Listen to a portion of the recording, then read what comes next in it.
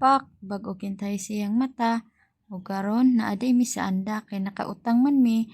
So nag-outing day mi, overnight day mi kay hilas man ta. Nya kay buntag naman tanaw-tanaw sa ta sa sunrise. Kay lagi panagsara ta makita sunrise. So kay ganahan naman ko maligo og dagat, nag-ilis na dayon ko. Pero tuod ang akong giilisan ang short ra di ay kay wa mo koy di ay dang pangligo. Sa di pa day ko moadtog dagat, nakahuna-huna ko nga mga pisa lang ko ug magmuni-muni na lang ko kung magunsa ko sa dagat, maligo ba ko or magpainit ra ba ko. Ug tuod man nakahuna-huna ko nga mogawas na lang jud ko kay basin di ay makapanginhas pa ko sa gawas.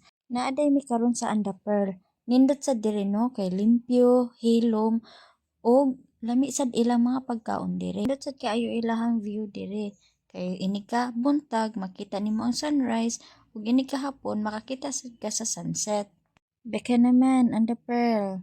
Kani inyong nakita karon mao ni ang sunrise.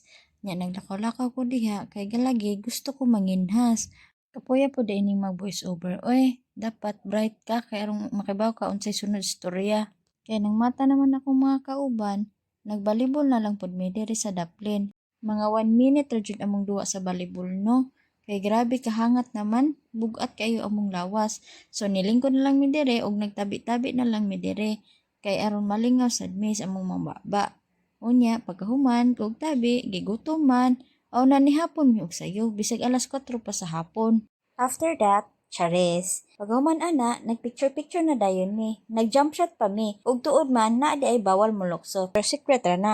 Uy na naman day balyena nga naglangoy-langoy diri sa Daplin. Pero nagpasikat yung kog langoy diri sa akong last video. Mao na ni siya ug mao ni akong mga palalabs.